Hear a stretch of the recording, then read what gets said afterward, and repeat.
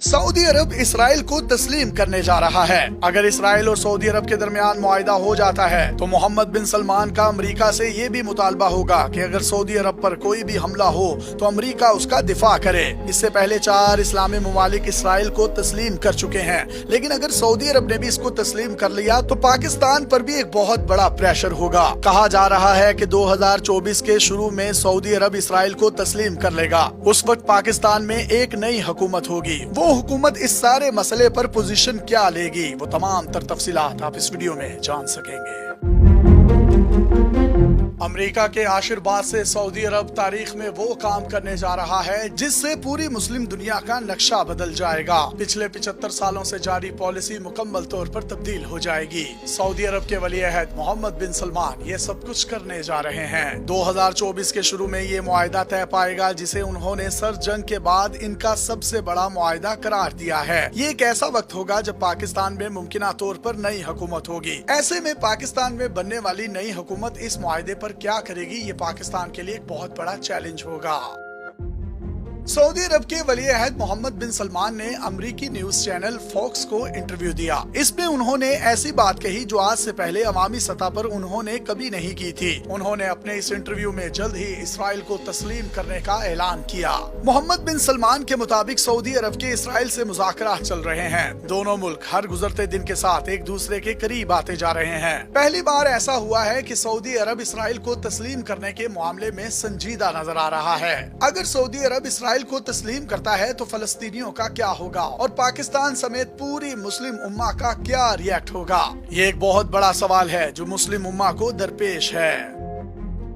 इस वक्त बहुत से अरब ममालिक और मुसलमान ममालिक हैं जो इसराइल को तस्लीम नहीं करते, जिनमें पाकिस्तान भी सरे फहरिस्त है। पाकिस्तानी पासपोर्ट को अगर आप देखें तो वहाँ पर बाकायदा तौर पर लिखा होता है कि ये पासपोर्ट इसराइल के अलावा दुनिया के तमाम ममालिक में कारामद है। सऊदी अरब ने 2002 में एक अमन मुआहिदा तजवीज किया था। इसमें आजाद फलस्तीनी रियासत के क़याम और इसराइल के मकबूजा फलस्तीनी इलाकों से निकलने की सूरत में तमाम 57 इस्लामी ममालिक के साथ ताल्लुकात की पेशकश की गई थी, लेकिन बाद में इसराइल ने इस मुआहिदे को मुस्तरद कर दिया था। 2 दहाइयों तक इसराइल के हवाले से कोई खास पेशरफ नहीं हो सकी, लेकिन अब एक बहुत बड़ा ब्रेक थ्रू होता हुआ नजर आ रहा है। अमेरिका की जानिब से इसराइल को तस्लीम करने के लिए पिछली 2 दहाइयों से सरतोड़ कोशिशें की जा रही हैं। इसी सिलसिले में 4 मुसलमान मुल्कों मुत्तहिदा अरब इमारात, सूडान, मोरक्को और बहरीन ने 2020 में इसराइल को तस्लीम किया। इन चारों ममालिक ने इसराइल के साथ इंतहाई सस्ता सौदा किया। ना तो फलस्तीन के लिए कोई मुराद ले सके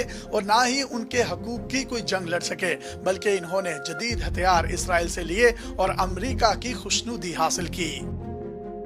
सऊदी अरब शुरू से ही फलस्तीनियों के हकूक का अलमबरदार और चैंपियन रहा है। अमेरिका समझता है कि अगर सऊदी अरब ने इसराइल को तस्लीम कर लिया तो बाकी मुसलमान ममालिक भी इस काम में देर नहीं लगाएंगे। ऐसे में फलस्तीनियों के मुस्तकबिल पर सवालिया निशान लग जाता है। क्या ये मजलूम फलस्तीनियों को भी अपने इस मुआहिदे में शामिल करेगा? इसका फैसला तो वक्त करेगा।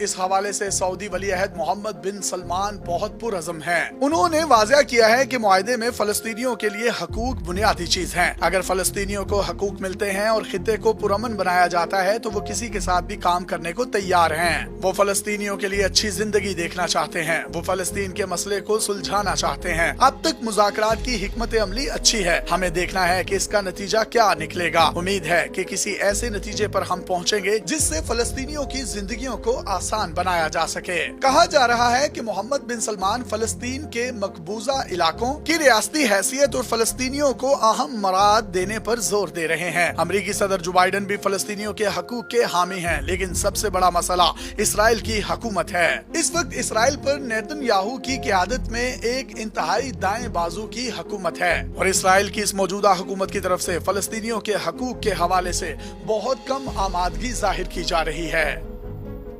इसराइल और सऊदी अरब का जल्द से जल्द मुआहिदा अमेरिकी सदर जो बाइडन के लिए एक बहुत बड़ा दर्द सर बन चुका है। अगर इसको जो बाइडन की मजबूरी कहा जाए तो वो भी बेजाना होगा। जो बाइडन इस मुआहिदे को अमेरिकी खारजा पॉलिसी की एक अहम कामयाबी के तौर पर देखते हैं। वो अगले साल सदारती इलेक्शन में दोबारा हिस्सा लेना चाहते हैं। अगर इसराइल सऊदी अरब मुआहिदा हो जाता है तो वो इस मुआहिदे की बुनियाद पर बहुत से वोटर्स को अपनी तरफ ग्रैब करने में कामयाबी से कामयाब हो जाएंगे। सऊदी अरब इस मुआहिदे के जरिए ना सिर्फ फलस्तीनियों बल्कि अपने लिए भी कुछ जमानतें चाहता है। सऊदी अरब की कोशिश है कि वो इस मुआहदे के जरिए जो कुछ समेट सकता है समेट ले। मोहम्मद बिन सलमान का अमेरिका से मुतालबा है कि अगर सऊदी अरब पर किसी भी किस्म का कोई हमला होता है तो अमेरिका उसका दिफा करे। इसके अलावा अमेरिका सऊदी अरब को जदीद तरीन हथियार भी फराहम करे। सऊदी अरब जोहरी प्रोग्राम में शमूलियत भी चाहता है, लेकिन अमेरिका की तरफ से इतने बड़े बड़े मुतालबात पर सिर्फ आए बाएं शाएं की जा रही है।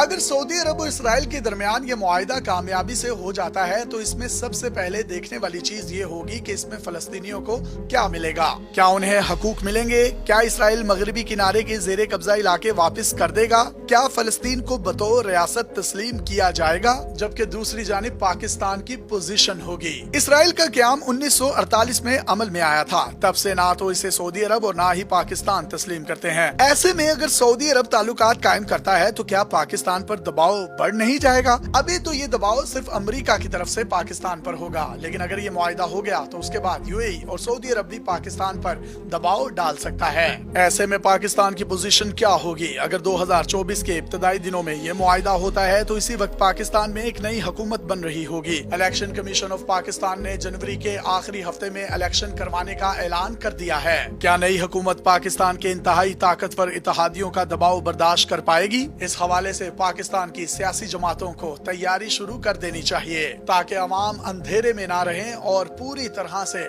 हर मामले और इंटरनेशनल प्रेशर से वाकिफ रहें। अपने मेजबान यासिर